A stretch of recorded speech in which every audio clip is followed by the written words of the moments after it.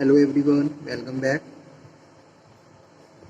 आज production management में आज के सेशन में आज के लेक्चर में हम लोग डिस्कशन करेंगे प्लांट लेआउट के बारे में। ठीक है, तो एक तरीके से पूरा प्लांट लेआउट हम कवर कर लेंगे as a revision.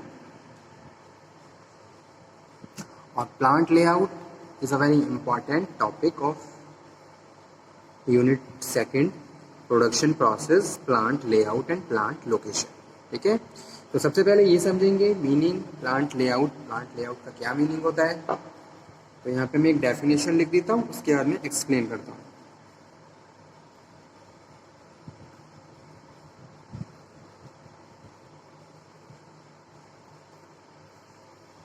Layout refers to the arrangement of facilities. ठीक है, प्लांट लेआउट मतलब अगर मैं किसी जैसे प्रोडक्शन डिपार्टमेंट की बात कर रहा हूँ, प्रोडक्शन डिपार्टमेंट में बहुत सारी मशीन्स होती हैं, बहुत सारे इक्विपमेंट्स इंस्टॉल किए जाते हैं। ठीक है, और अदर बहुत सारे रिसोर्सेज होते हैं। अब क्या मशीन, कौन सी मशीन, कौन सा इक्विपमेंट किस जगह पे इंस्टॉल किया जाएगा, उसका एक अप्रोप्रिएट प्लेस। ठीक है, और रिसोर्सेज को किस तरीके से हमें एलोकेट करना है, यानी कि arrangement of equipment in such a manner that overall operations cost be minimized. ठीक है, यानी कि इस तरीके से आप उनको अरेंज करें ताकि बेटर तरीके से आप उनको ऑपरेट कर सकें और ओवरऑल कॉस्ट को आप मिनिमाइज कर सकें, यानी कि कॉस्ट रिड्यूस हो जाए। तो इसी को हम प्लांट लेआउट कहते हैं।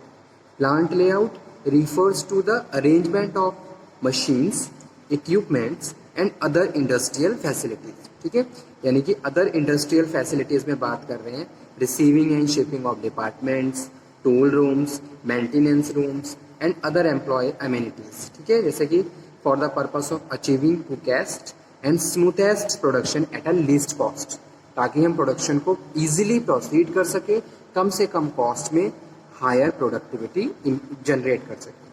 तो वही कॉन्सेप्ट है प्लांट लेआउट का। Plant layout means arrangement and locations of production machines. Production machines का अरेंजमेंट और उनकी क्या लोकेशन है उसको डिसाइड करना ही प्लांट लेआउट है। जैसे कि प्लांट प्रोडक्शन में अलग अलग सब डिपार्टमेंट्स भी होते हैं। ठीक है, उन डिपार्टमेंट्स को आपने किस तरीके से अरेंज किया है ताकि आप इजीली अपने प्रोडक्शन को प्रोसीड कर सकें। ठीक है, आपने जो भी लेआउट्स डिसाइड किया है उसमें आपने एक प्रोसेस फॉलो किया है, एक स्टेप बाय स्टेप आपने डिपार्टमेंट्स बनाए हैं ताकि गुड्स फर्स्ट डिपार्टमेंट से होता हुआ फाइनली आउटपुट में कन्वर्ट हो जाए, हर डिपार्टमेंट से होता हुआ। ठीक है, तो इस तरीके से जो भी आप एक अरेंजमेंट कर रहे हो रिसोर्सेज के लिए, मशीन्स के लिए, इक्विपमेंट के लिए, या फिर अदर इंडस्ट्रियल फैसिलिटीज़ की बात करो, उसी को हम प्लांट लेआउट कहते हैं। ठीक है, so plant layout also deal with arrangement of physical facilities.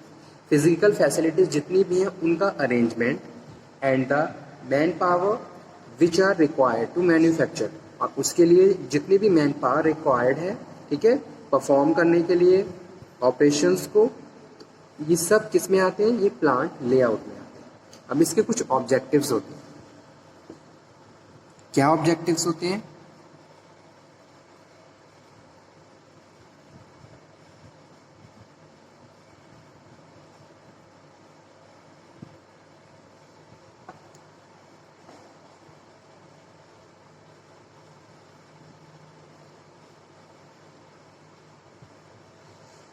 First है integrate the production centres.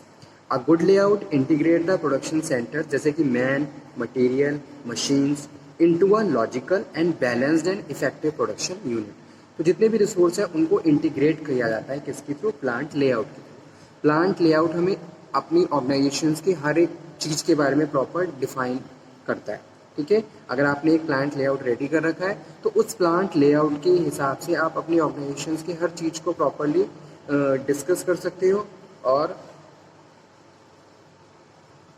Decision making कर सकते हो। इससे क्या है, एक तो आपकी ओवरऑल कॉस्ट कम हो जाती है। A good layout will minimise the production delay. और अच्छा, एक अगर आपका लेआउट प्रॉपर है तो आपका प्रोडक्शन में डिले नहीं होगा। ठीक है, जैसे कि जितने भी वर्क स्टेशन हैं प्रॉपरली रन कर रहे हैं और प्रॉपरली प्लेस्ड है, तो जो भी आपका सेमी फिनिश्ड या अनफिनिश्ड प्रोडक्ट है वो स्टेप बाय स्टेप होता हुआ फाइनली फिनिश्ड में चेंज हो जाएगा। ठीक है, स्मूथ और continuous flow of raw material and working process. Second objective है reduce material handling,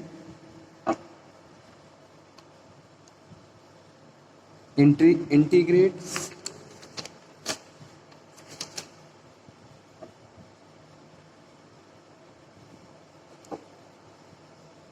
production centre.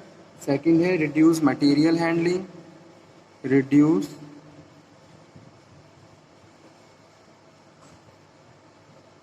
material handling. Equipment may be arranged in a such a manner to minimize material handling. तो material handling and transportations की problem भी कम हो जाती है। Effective utilization of available resources और space, better तरीके से आप अपने स्पेस को यूटिलाइज कर सकते हो। ठीक है, जो कि अपने आप में एक मेजर डिसीजन है किसी भी ऑर्गेनाइजेशन के लिए। अगर मैं किसी भी ऑर्गेनाइजेशन की बात करूं तो सारे रिसोर्सेज आपने एप्रोप्रिएट प्लेस पे अरेंज करें तो आपको पता चल जाता है आपके पास कितना एरिया रिमेन है और उस एरिया को आप किसी अदर फंक्शंस में या किसी अदर वर्क में यूज़ कर सकते हो। ठीक है, उसके बाद फ्लैक्सिबिलिटी रहती है, इजीली आप उसको चेंज कर सकते हो। जॉब सेटिस्फेक्शन के लिए आप लेआउट बहुत ज़्यादा ज़रूरी है। प्रोडक्शन मैनेजर भी सेटिस्फाई रहेगा और वर्कर्स भी सेटिस्फाई रहेंगे, यानी कि जितने भी लोग जितने भी वर्कर्स इन्वॉल्व हैं वो अपनी जॉब से सेटिस्फाई रहेंगे अगर वो सिस्टमेटिक तरीके से काम कर रहे हैं। अगर सिस्टमेटिक तरीके से काम नहीं करेंगे तो वो कंफ्यूज रहेंगे, नर्वस रहेंगे और उनकी ओवरऑल प्रोडक्टिविटी डाउन हो जाएगी। उसके बाद है quick disposal of work.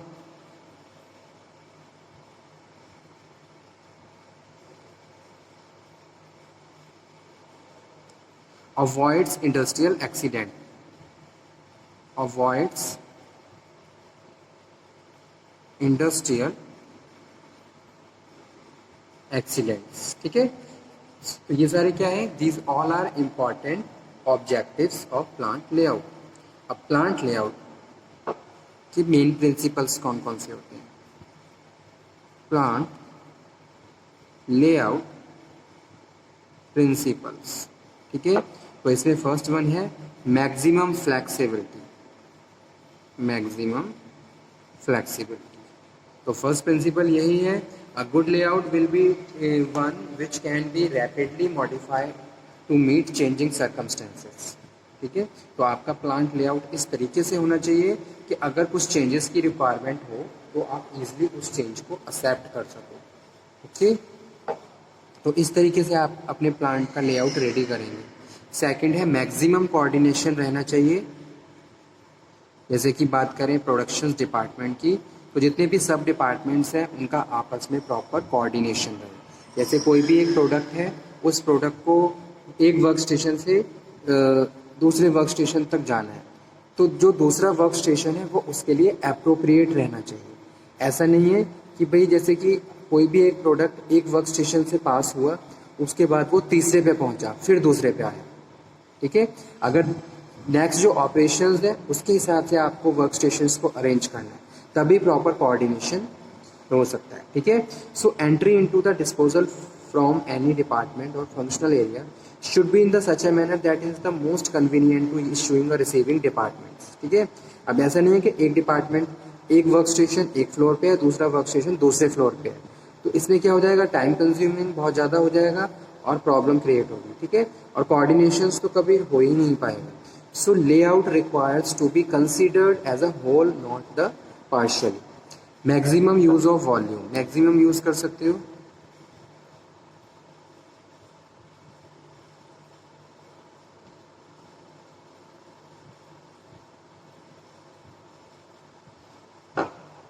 Next principle है maximum visibility, maximum accessibility,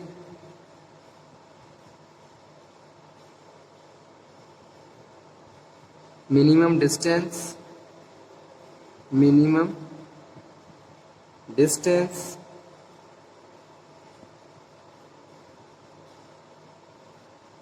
minimum handling. The best handling of material and information is no handling, but where it is unavoidable, it should be reduced the minimum by the use of whatever device are most appropriate. ठीक है, ऐसे ही है maximum security.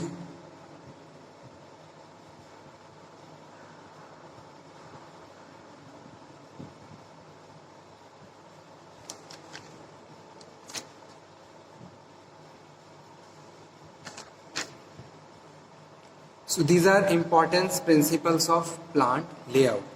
ठीक है, ये important principles follow करते हुए हम प्लांट लेआउट को कंप्लीट करते हैं। अगर मैं एक प्रोडक्शन मैनेजमेंट की बात करूं तो वो इन सारे प्रिंसिपल्स को फॉलो करता है ताकि आपके डिपार्टमेंट में मैक्सिमम फ्लेक्सिबिलिटी रहे, इजीली आप चेंजेस ले सको, कोऑर्डिनेशंस प्रॉपर रहे, यूज़ ऑफ वॉल्यूम प्रॉपर, जितने भी वॉल्यूम्स हैं आप उनको यूज़ कर रहे हो, रिसोर्सेज को प्रॉपर यूज़ कर पा रहे हो। ठीक है, optimum and effective utilization resources also part of the plant layout. ठीक है, also include in the principles maximum accessibility, minimum distance और मैक्सिमम सिक्योरिटी रहनी चाहिए। Maximum security in the sense safeguard against the fire है, moisture है, theft है, general deteriorations है। ठीक है, provided to as bar original layout rather than in the later specific cage doors हैं, बैरियर्स हैं। ठीक है, तो ये सारे principles which are related to the plant layout. अब इसके इम्पोर्टेंस और देख लीजिए, इम्पोर्टेंस क्या होता है। इम्पोर्टेंस में क्या होगा, इकोनॉमिक रहेगा, कॉस्ट आपकी रिड्यूस रहेगी, इकोनॉमिक इन नेचर रहता है, आप अपनी कॉस्ट को मेंटेन कर सकते हो। Use of available area, available area को आप आइडेंटिफाई कर लोगे। ठीक है, और उसको फिर फर्दर किसी दूसरे फंक्शंस के लिए यूज़ कर सकते हो जो कि वैल्यूएबल है आपके लिए। आप अगर आप रेंट पे कोई फैक्ट्री रन कर रहे हो तो उसकी कॉस्ट वहाँ पे लग रही है, तो आपको इफेक्टिव यूटिलाइजेशन ऑफ एरिया करना है। ठीक है, minimization production delay, production delay में बहुत कम मिनिमाइजेशन होगा, डिले नहीं होगा।